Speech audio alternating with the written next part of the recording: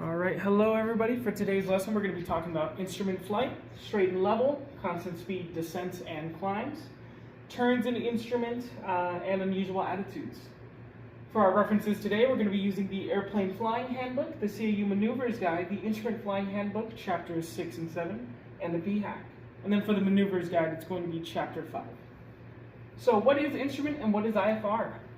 IFR is conditions that are under VFR or marginal VFR, so flying through clouds. And for instrument, it's going to be flight with sole reference to the instruments. We don't have a visual, again, flying through clouds.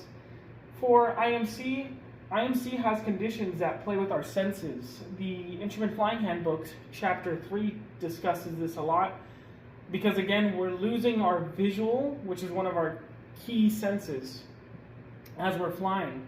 With no horizon to look at, it's going to be hard for us to be able to fly without our instruments. Now, the G1000 versus the six-pack is a small topic I like to talk about. The G1000 and the six-pack both give us all the necessary information we need for flying in IFR. However, there are some caveats, some differences. Again, there's some issues with the G1000, some issues with the six-pack, and mostly up to personal preference. So for straight and level flight, our instruments give us reference to how we are flying in IFR. We need to be able to look at our altimeter, our airspeed, our bank, our pitch, all that to be able to say where are we going, how are we getting there, and are we flying correctly. The Instrument Flying Handbook, Chapter 6-1, goes over a lot of the information, but to start off, let's talk about cross-checks. So for a six-pack, due to how they're positioned, there's multiple cross-checks, the reverse V, the T-check, and the rectangle check, where you're going through all the instruments in a rectangular, in a T, whatever. The most important part about all this is being able to look at your instruments and not only say how they're reacting, but how they react with each other. I know that if my altitude's going down, I'm most likely pitched down, and if I'm pitched down, I'm most likely building up speed. Inverse, if I'm pitched up, I'm probably going to guess that my airspeed is slowing down if I'm not adjusting my power, and if my pitch is up, I'm probably climbing. So being able to not only reference your instruments, but cross-reference and see how they react to each other. So for straight and level flight, again, we want that level flight. We don't want our airspeed climbing or descending rapidly. We don't want to be climbing or descending at all with our altitude, and we want to be able to keep a heading as we're going through a straight flight. So now for constant speed climbs and constant speed descent, something I'd like to talk about for that is the learning methods. Control and performance, primary and supporting, and the attitude method, which is pitch, bank, and power. Being able to, again, know that, okay, I know if I'm controlling the aircraft and I put a pitch up, I have to add that power to get that constant speed climb. Again, for constant speed climbs, whatever speed we're doing them at, we have to adjust our pitch and adjust our power for that climb to be able to maintain that constant speed. Same with descents. If we're descending and we have a heavy pitch down, we're going to have to adjust our power to be able to keep that descent at a speed we want to be able to hold or want to maintain. If we have full power in during a descent, IFR or not, we're going to pick up airspeed. Now for turns in instrument conditions, we're going to have to look at our altitude and our speed and maintain that best we can. Our altitude, we don't want to be climbing or descending for a straight turn, and for our speed, we want to maintain that at a constant speed as requested or as we need it. Another thing is rolling off appropriately. Some issues can happen where if you roll off too fast, you're not going to reach the desired heading you want, or if you roll off too late, you're obviously going to go past your heading. Being able to know when to roll off, usually about 10 degrees before the turn stops, and being able to constantly hit that every time is going to help you with your turns and instrument. Another thing we'll talk about for a little bit is going to be standard rate and how standard rate is required for holds and a lot of our instrument procedures. But for now, we'll just be talking about flight in instrument conditions. Now, for unusual attitudes can be caused by human factors in IMC. If you're flying within instrument meteorological conditions, there are many things that affect your body and many things that our body responds to with that lack of visual. So you could be sitting down, feeling comfortable, feeling like you're in a straight and level flight, but you'll look and you'll realize, oh, I'm actually banked 5 degrees to the right, or oh, I've been descending for a little bit and I'm continuing to descend, let me fix that. Your body, without that visual of the horizon, won't be able to tell you, okay, I know the horizon's down here, so I know I'm climbing, or the horizon's going up, I know I'm descending. You're having to rely not only on mainly on the instruments, because even your body and your sense of balance, your sense of levelness and all that is all going to be thrown off because of the instrument conditions. Now, unusual attitudes can also be caused by faulty autopilot.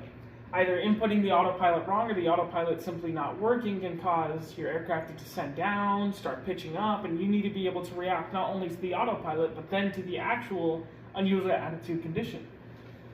With IFR, we lose our visual, so we rely on the instruments to tell the story. Again, cross-referencing and being able to say, okay, I'm looking at my pitch is going up, that means my altitude's probably coming up and my airspeed's going down. Or if I'm pitched down, I know my airspeed's building up. I can look at my heading and see, oh, if my heading's not holding straight, I'm actually turning, I'm probably turning to the left, and I got to look at my other instruments, see if we can confirm that and correct it. Now, for a nose down unusual attitude, the first thing we're going to do is pull that power and then start a coordinated turn to level flight. So for the power, we obviously want to pull that. We don't want to overspeed the aircraft, and we want to be able to get coordinated level before we start pulling up. So when we do pull our nose up, we're nice and leveled in flight.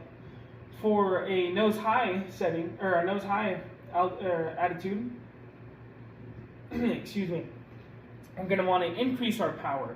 Since we have that nose high, we know our airspeed's bleeding, and the last thing we want to do in IFR is to get into a stall. So we're going to add that power up, immediately pitch the nose down, then level the wings. We want to, again, pitch the nose down to avoid that stall condition.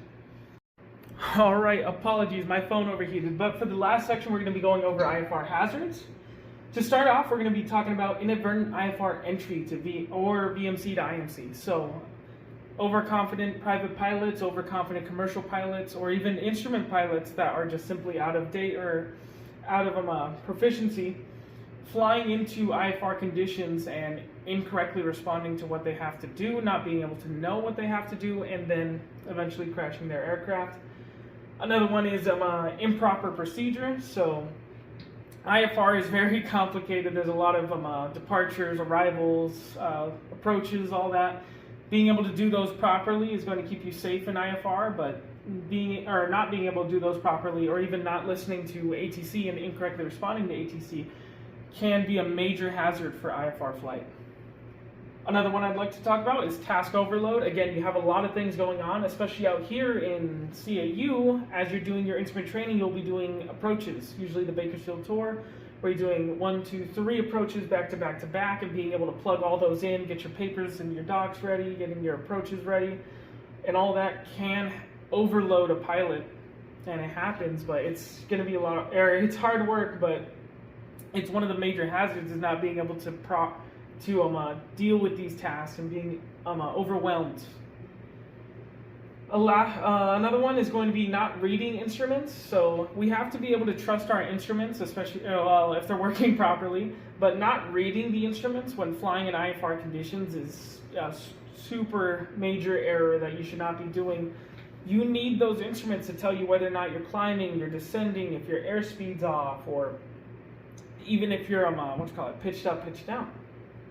Fixation happens if you're fixated on your instruments. Let's say you're watching your pitch. Okay, my pitch is perfect, but I'm not noticing how I'm actually banking to the left or banking to the right, or I didn't notice how my my throttle lock wasn't on and it's slowly been slipping out and I'm actually losing power. Or let's say you're fixated on your airspeed and you're not realizing, well, I've been trying to focus on this airspeed, but now my altitude's off, or I climbed a little bit. And the last IFR hazard I want to talk about is human factors and the illusions that come with that. So one thing you're going to hear in instrument training is the graveyard spin, where a pilot believes they're in straight and level flight, but is actually in a descending turn, either to the left or right, spiraling towards the ground without realizing. That's why you need to trust your instruments. Not trusting your instruments and relying on these human factors that are getting disillusioned by IFR conditions is a major hazard. Again, we need our visual when we're flying VFR because we're looking at the horizon and judging everything off that. But in IFR, we don't have the horizon to be able to tell us whether or not we're descending, we're climbing, we're banking, any of that. So human factors is a major IFR hazard. And that's going to be it.